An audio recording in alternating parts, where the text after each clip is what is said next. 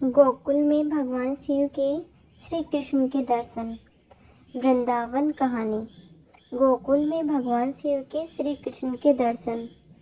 जब भगवान शिव ध्यान में थे, उन्होंने पाया कि सभी भगवानों के भगवान अब नंद महाराज के घर ब्रज में प्रकट हुए हैं। इसीलिए भगवान कृष्ण ने जन्म के 12वें दिन शिव ने कृष्ण के दर्शन के लिए गोकुल जाने का फैसला किया। पार्वती ने कहा कि वह भी जाना चाहेगी, लेकिन शिव ने कहा कि आपके लिए यात्रा करना बहुत दूर है। तो पार्वती ने विनम्रता से कहा, मैंने सुना है कि गोकुल का मक्खन बहुत अच्छा है, क्या आप कुछ वापस ला सकते हैं? शिव मान गए और गोकुल के लिए रवाना हो गए। इसीलिए भगवान शिव गोकुल पहुँचे। भगवान एक बच्चे के रूप में अभिनय कर रहे थे। माता यशोदा की गोद में अपनी लीलाएं कर रहे थे। यह जानकर कि नंद महाराज ब्राह्मणों को प्रसन्न करने के लिए उदारता पूर्वक दान देते हैं, भगवान शिव ने खुद को एक ब्राह्मण के रूप में अपनाने का फैसला किया और भगवान कृष्ण को देखने के लिए गोकुल चले गए। लेकिन जैसे ही उन्होंने व्रज की धूल को छुआ, गोकुल में प्रवेश करने से पहले उन्हें एहसास हुआ कि उन्हें अपना रूप नहीं बदलना चाहिए। उन्होंने सोचा, भगवान जानते हैं कि मैं कौन हूँ, इसीलिए मुझे अपने वास्तविक रूप में जाना चाहिए। यह है ब्रज की धूल का स्वभाव। यह सच्चे भक्त के हृदय में पूर्ण अनुभूति लाता है। भगवान शिव के प्राकृतिक रूप में 3 आँखें और लंबे अनियंत्रित उलझे हुए बाल हैं। वह बाघ की खाल, सांपों की माला, बिच्छुओं की पेटी पहनते हैं और उनके पूरे शरीर पर राख बिछी हुई है। इस भयानक रूप का प्रदर्शन करते हुए उन्होंने गोकुल में प्रवेश किया। माता यशोदा के घर की ओर बढ़े और दरवाजा खटखटाया। उन्होंने कहा, भीखम देहि। माता यशोदा ने दरवाजे का उत्तर दिया, लेकिन कृष्ण के प्रति अपने गहरे उत्साहपूर्ण प्रेम में आगंतुक को भगवान शिव के रूप में नहीं पहचाना। यशोदा संतों के दर्शन करने के लिए हमेशा उदार रही। उन्होंने कहा, बाहर रुको, मैं आपके लिए एक उपहार लाऊंगी। भगवान शिव ने उत्तर दिया, नहीं नहीं, मुझे कोई उपहार नहीं चाहिए, मैं यहाँ आपके पुत्र को देखने आया हूँ। आगंतुक के अनुरोध को सुनकर माता यशोदा ने उत्तर दिया, नहीं, आपके लिए उसे देखना संभव नहीं है। आप जो कुछ और चाहते हो आपके पास हो सकता है। मैं देख रही हूँ आप भूखे हैं, आपको कपड़ों की जरूरत है। कृपया एक क्षण प्रतीक्षा करें और मैं आपके लिए कुछ अच्छा प्रसाद और साफ कपड़े लाऊंगी। कृपया उन्हें ले लो और चले जाओ। भगवान शिव ने उत्तर दिया, नहीं नहीं, मेरे पास सब कुछ है। मेरी पत्नी अन्नपूर्णा है, जिसे मैंने आपके पुत्र को देखने आने के लिए छोड़ दिया है। कृपया मुझे अपने बेटे को देखने की अनुमति दें, यदि केवल 1 सेकंड के लिए। भगवान शिव की याचना सुनकर माता यशोदा ने तब कहा, मैं तुम्हें देती हूँ उसे ले लो और अपने सांप और बिच्छू की यहाँ गिरने से पहले जाओ। कृपया समझे कि मेरा बच्चा बहुत छोटा है और आपकी पोशाक से डर जाएगा, इसीलिए कृपया जाओ। यह जानकर कि यशोदा कितनी जिद्दी थी, भगवान शिव ने कहा, मैं तब तक नहीं जाऊंगा जब तक कि मैं तुम्हारे पुत्र को न देख लूं। तब माता यशोदा ने कहा, आप जब तक चाहे यहाँ बैठ सकते हैं, लेकिन आप मेरे बेटे को नहीं देख पाएंगे। भगवान शिव ने उत्तर दिया, मैं यहाँ 10,000 वर्षों तक बैठ सकता हूँ। एक दिन जब तुम्हारा पुत्र बड़ा हो जाएगा और तुम्हारे बस में नहीं रहेगा, तब मैं उसे देख लूँगा। माता यशोदा ने तब कहा, हे बाबा जी, यदि आप यहाँ 10,000 साल बैठे हैं तो मैं इस द्वार को 20,000 साल के लिए बंद कर दूँगी। मैं दूसरा द्वार खोलूँगी जिससे मेरा पुत्र खेलने के लिए बाहर जाएगा। मुझे चुनौती मत दो, मेरा प्यारा बेटा मेरी जिंदगी है। इस बीच कृष्ण बिस्तर पर लेटे हुए थे। उन्हें पता था कि दरवाजे के बाहर क्या हो रहा है।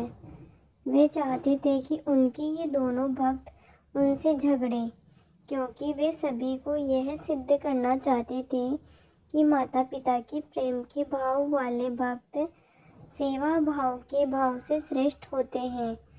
भगवान शिव सेवा भाव में भगवान के सबसे बड़े भक्त हैं और माता यशोदा माता पिता के प्रेम के भाव में शुद्ध भक्त है। दोनों में कृष्ण के प्रति अनन्य प्रेम है, लेकिन माता पिता के प्रेम की मनोदशा दासता की मनोदशा से अधिक घनिष्ठ संबंध है। इसीलिए इस टकराव में भगवान शिव को माता यशोदा के सामने झुकना पड़ा। यशोदा द्वारा पराजित होने पर भगवान शिव ने सोचा, हे कृष्ण, आप इस चरवाहे महिला के घर में छिपे ब्रह्मांड के स्वामी हैं।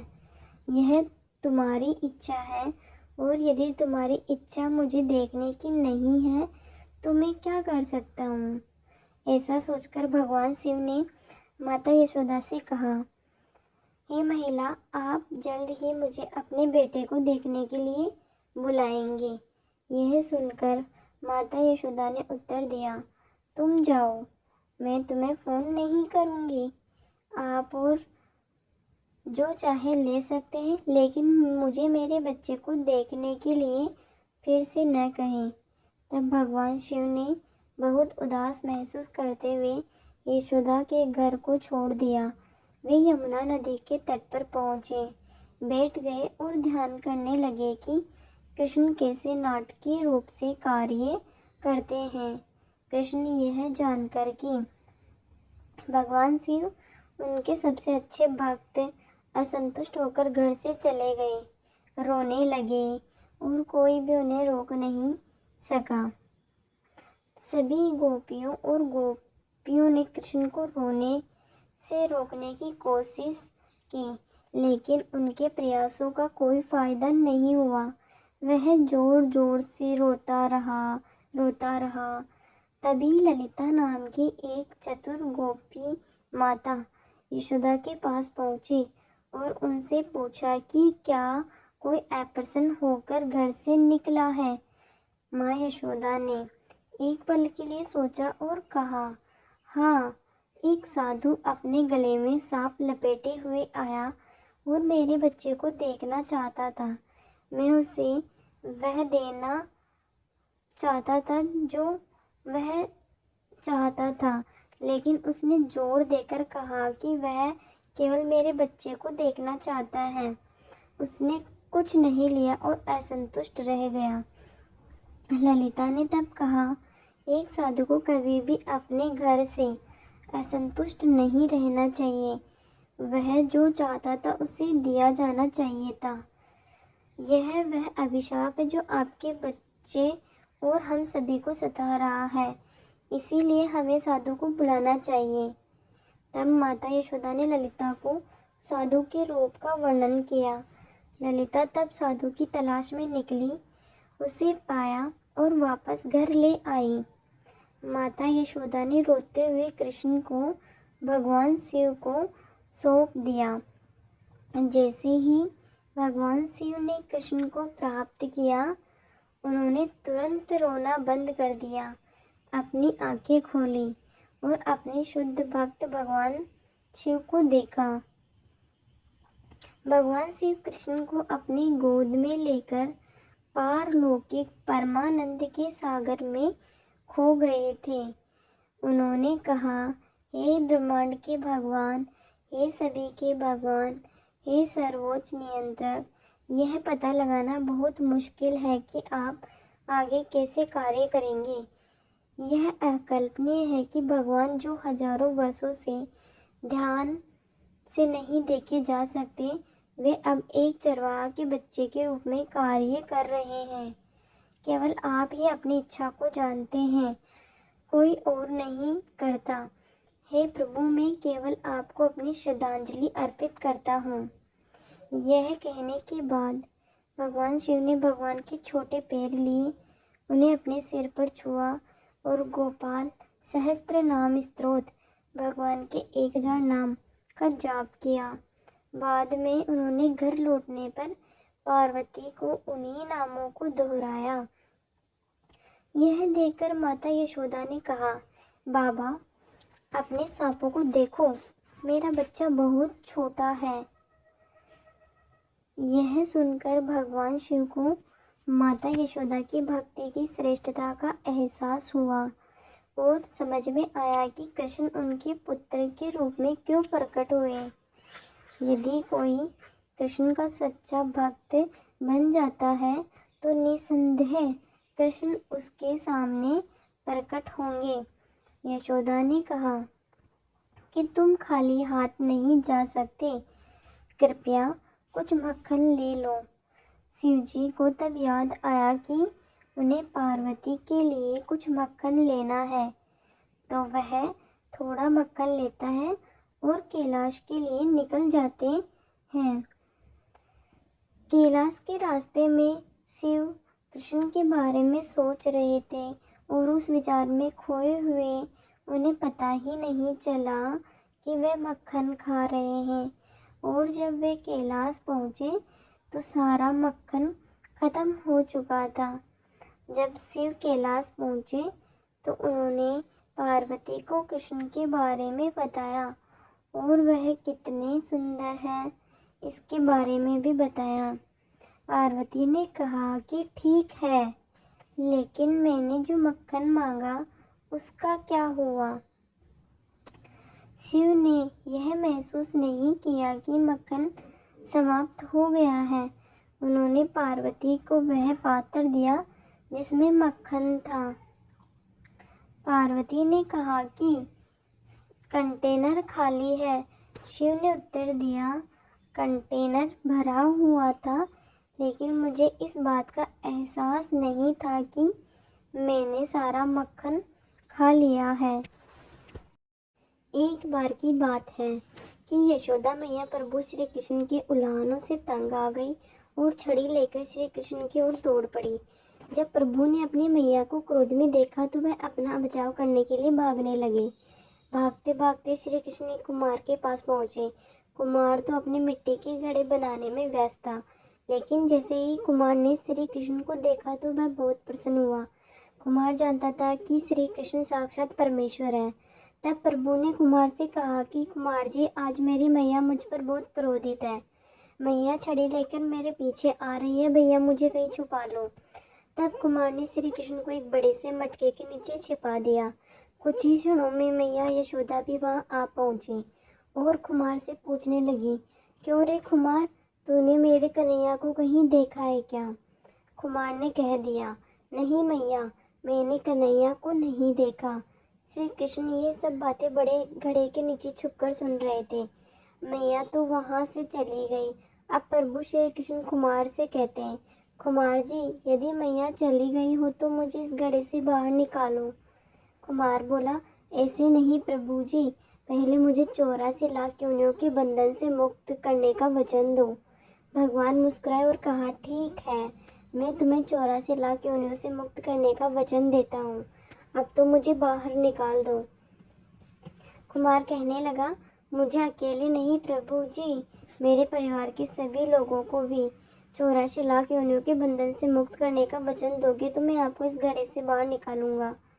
प्रभु जी कहते हैं, चलो ठीक है, उनको भी 84 लाख योनियों के बंधन से मुक्त होने का मैं वचन देता हूँ। अब तो मुझे घड़े से बाहर निकाल दो। अब कुमार कहता है, बस प्रभु जी, एक विनती और है, उसे भी पूरा करने का वचन दे दो तो मैं आपको घड़े से बाहर निकाल दूंगा। भगवान बोले, वो भी बता दे, क्या कहना चाहते हो। कुमार कहने लगा, प्रभु जी, जिस घड़े के नीचे आप छुपे हो उसकी मिट्टी मेरे बैलों के ऊपर लाद के लाई गई है। मेरे इन बैलों को भी 84 लाख योनियों के बंधन से मुक्त करने का वचन दो। भगवान ने कुमार के प्रेम में प्रसन्न होकर उन बैलों को भी 84 के बंधन से मुक्त होने का वचन दिया। प्रभु बोले, अब तो तुम्हारी सब इच्छा पूरी हो गई, अब तो मुझे घड़े से बाहर निकाल दो। तब कुमार कहता है, अभी नहीं भगवान, बस एक अंतिम इच्छा और है, उसे भी पूरा कर दीजिए।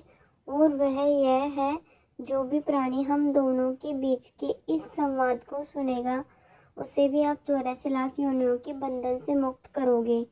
बस यह वचन दे दो तो मैं भी आपको इस घड़े से बाहर निकाल दूंगा। कुमार की प्रेम भरी बातों को सुनकर प्रभु जी श्री कृष्ण बहुत खुश हुए और कुमार की इस इच्छा को भी पूरा करने का वचन दिया। फिर कुमार ने बाल श्री कृष्ण को घड़े से बाहर निकाल दिया, उनके चरणों में साष्टांग प्रणाम किया, प्रभु जी के चरण धोए और चरणामृत लिया, अपनी पूरी झोपड़ी में चरणामृत का छिड़काव दिया और प्रभु जी के गले लगकर इतना रोए कि प्रभु में ही विलीन हो गए।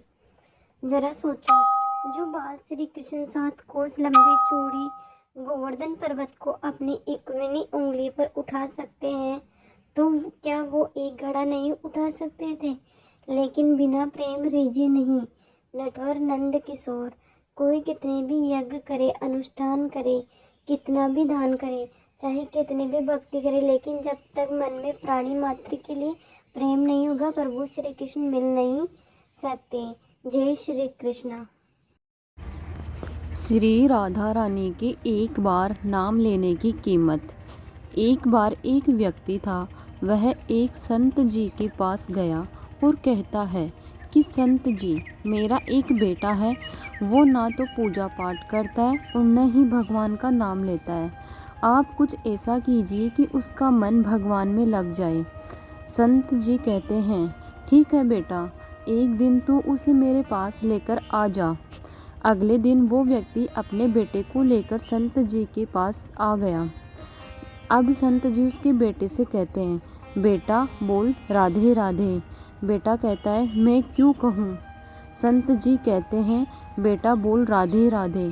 वो इसी तरह से मना करता रहा और अंत तक उसने यही कहा कि मैं क्यों कहूँ राधे राधे। संत जी ने कहा, जब तुम मर जाओगे और यमराज के पास जाओगे, तब यमराज तुमसे पूछेंगे कि कभी भगवान का नाम लिया, कोई अच्छा काम किया, तब तुम कह देना कि मैंने जीवन में एक बार श्री राधा रानी के नाम को बोला है, बस एक बार। इतना बताकर वह चले गए। समय व्यतीत हुआ और एक दिन वो मर गया।